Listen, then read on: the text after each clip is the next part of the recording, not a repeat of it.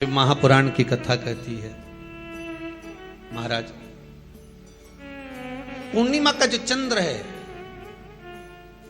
वो विशाल काय है और उस चंद्र की पूर्णता में हमारी अभिलाषाएं भी पूर्ण हो।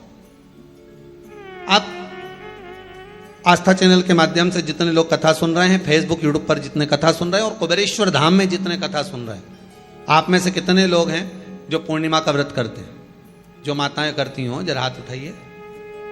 पूर्णिमा का व्रत जो करते हो ना आप लोग, रखिए हाथ। अब पूर्णिमा के व्रत में आपने कई बार किताब पढ़ी होगी पूर्णिमा की, या आपने व्रत किया होगा, या पूर्णिमा का व्रत आप धारण करे होगे, तो उसमें पूजन कौन से भगवान की होती है?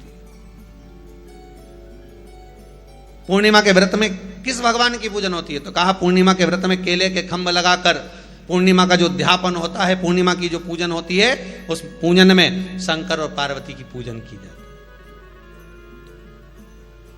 शिव और नारायण की पूजन करी जाती है, शंकर और पार्वती का स्मरण किया जाता है। किसकी पूजन होती है? शिव पार्वती।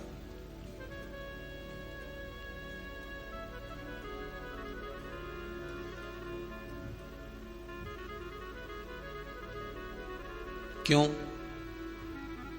शंकर और पार्वती का पूजन क्यों करा जाता है पूर्णिमा के व्रत में? क्योंकि शिव और माता पार्वती ही केवल एक ऐसे हैं जिन्होंने अपूर्ण लक्ष्मी को भी पूर्ण बना दिया था। किसको पूर्ण बनाया है? लक्ष्मी।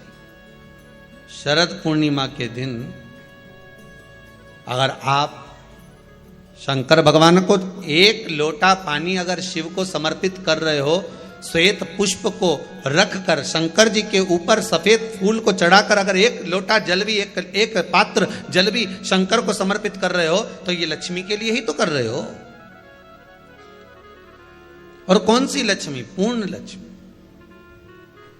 पूर्ण लक्ष्मी। आपको पहले भी कथा में कहा, एक बार भगवान विष्णु के सामने लक्ष्मी मैया ने बहुत तेज स्वर में कह दिया था, नारायण, दुनिया के लोग आपका नाम जपते हैं, दुनिया के लोग नारायण नारायण कहते हैं, दुनिया के लोग आपका भजन करते हैं, पर सत्य मायने में कहूं ना तो मेरे बिना दुनिया के लोगों की नहीं चल सकती। मेरे बिना दुनिया नहीं चल सकती, संसार मेरे बिना नहीं चल सकता। भगवान विष्णु ने कहा, यह तो गलत है लक्ष्मी आपका कहना। एक दिन लक्ष्मी को अहंकार आ गया। अहंकार के संबोधन जब माता लक्ष्मी करने लगी तो भगवान, उसी समय पर भगवान विष्णु को क्रोध आ गया और भगवान विष्णु ने कह दिया, लक्ष्मी तू इतनी बड़ी बड़ी बात कहती है कि तेरे बिना नहीं रह सकती संसार। मैं तुझे कहता हूं लक्ष्मी, तू अपूर्ण है। तू अपूर्ण है, तू पूर्ण कब हो गई?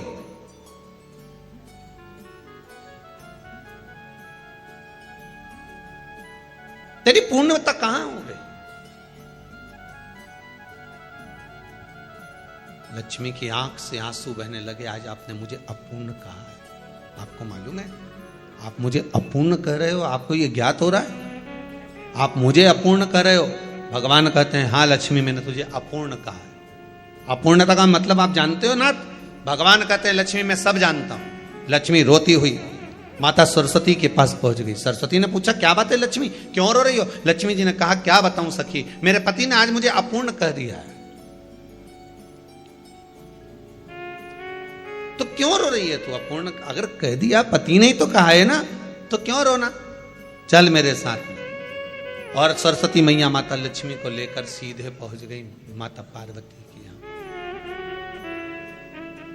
माता पार्वती के यहां जब पहुंची है, माता पार्वती ने लक्ष्मी जी को देखा और सरस्वती को देखा तो पूछा कि बात क्या है, क्या हो गया ऐसा, क्या हुआ, क्या है ऐसा जो तुम दोनों आज मेरे पास में आई? क्या हुआ? पार्वती जी कुछ बोलती, शिव जी का ध्यान माता सरस्वती की ओर और लक्ष्मी की ओर गया और भगवान शंकर जान गए कि आज भगवान नारायण ने लक्ष्मी जी को अपूर्ण कहा है। अब देखें माता पार्वती क्या कर सकती है, इसको पूर्ण बनाने के लिए करेगी क्या? क्या हुआ? माता सरस्वती जी बोली, लक्ष्मी को अपूर्ण कह दिया। अपूर्ण कह दिया? हाँ, तो क्या सोचना उसके लिए? इसको मैं अभी पूर्ण बना देती हूं। माता जगतजननी पार्वती ने गोदी में विराजमान गणेश जी को उठाया और उठाकर लक्ष्मी जी की गोद में दे दिया। ले लक्ष्मी, आज से तू पूर्ण हो गई। लक्ष्मी, आज से तू पूर्ण है। गोदी में जब तक संतान नहीं है तो नारी को लोग अपूर्ण समझते हैं, पर माता पार्वती जी ने संपूर्ण ब्रह्मांड में एक सिद्धता प्रदान कर दी कि अपने गोदी के लाल को, अपने गोदी के पुत्र को माता ने लक्ष्मी की गोद में देकर लक्ष्मी को पूर्ण बना दिया। वो दिन कौन सा था? यही शरद पूर्णिमा का दिन था। कौन सा दिन? आवाज पकड़ लो। यही शरद पूर्णिमा का दिन था। शरद पूर्णिमा का दिन लक्ष्मी को पूर्ण करने का दिन,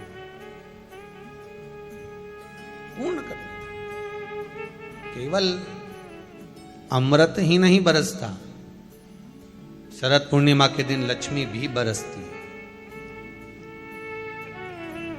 लक्ष्मी, पूर्णिमा के कितने व्रत होते हैं?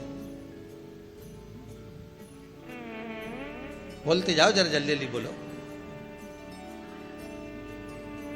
पूर्णिमा के नारियों को, स्त्रियों को अखंड सौभाग्य के लिए, जो नारी वैधव्य नहीं होना चाहती है, उस नारी को पूर्णिमा के कितने व्रत करना चाहिए? जिस नारी के यहाँ संतान नहीं हो, औलाद नहीं हो, उसको